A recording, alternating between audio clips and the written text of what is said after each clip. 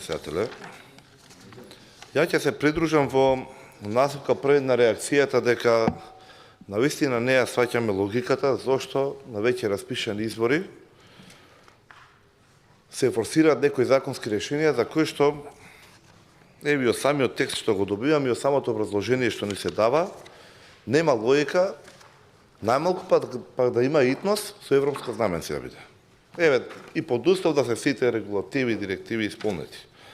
Ставена е целта дека со носењето на овој закон ќе се добие на ефикасна, брза постапка, во која конфискуваниот имот ќе биде согласно правосилна судска одлука успешно продаден.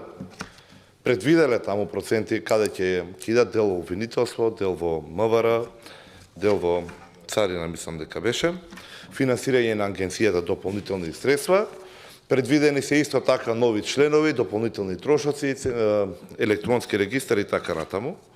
А всушност ова законско решение имаме 12 членови кои што се усогласуваат. И пазете, тука станува збор за делумно согласеност. Зошто? Бидејќи целосната согласеност ќе се постигне по пристапувањето на Република Македонија во Европската унија. Ако тие тогаш стапуваат во сила, како ќе добиеме ефикасност? Затоа велиме дека тука најверојатно се лежи некоја скриена цел, повторно една задна намера на оваа криминогена власт, каде што имаме доволно време да откриеме. Понатаму, не чувме никако објаснување од страна на предлагачот по однос на самиот управен одбор.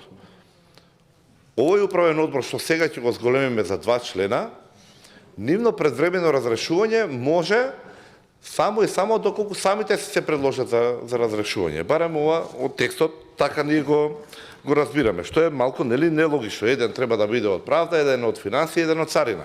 Ќе ми исправите ако грешам. И сега доколку се докаже дека тие не си ја вршат работата, само по предлог на управниот одбор ќе може тие да бидат променети, што нема никаква логика.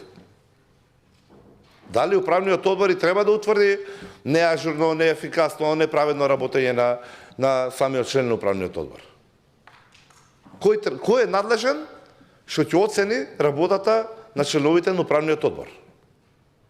И еве доколку добиеме концизен одговор на кој е тој што е надлежен за утврдување на работењето или неработењето на членот на управниот одбор, како истиот тој ќе може да превземе чекори да е подобри ефикасност. Бидејќи не кажувате дека тоа е целта на носењето на ова законско решение.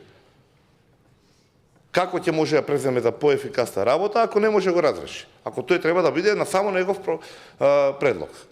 И практично овде имате ситуација каде што имате едно дискреционо право, каде што имате еден нефункционален состав или една нејасна процедура која што може само да генерира проблеми, а не решенија. Тие ми се неколку за почеток дилеми што ги имаме. Треба да се усогласиме со регулативата на Европска унија, но треба да имаме ефикасност за усогласувањето. Затоа уште еднаш ќе кажам, ако вие носите закон по распишани избори, во процедура која што е итна за неколку дена да биде, со членови што не знаеме кога ќе бидат ставени во функција, односно конкретно со влегувањето наше во Европската унија, а ние не сте ни на првиот чекор од истото, кажете ми ја логиката или дали нашите сомнежи дека во суштина имаат нечестна намера со подметнувањето на овој закон, држат или не држат? Ви благодарам.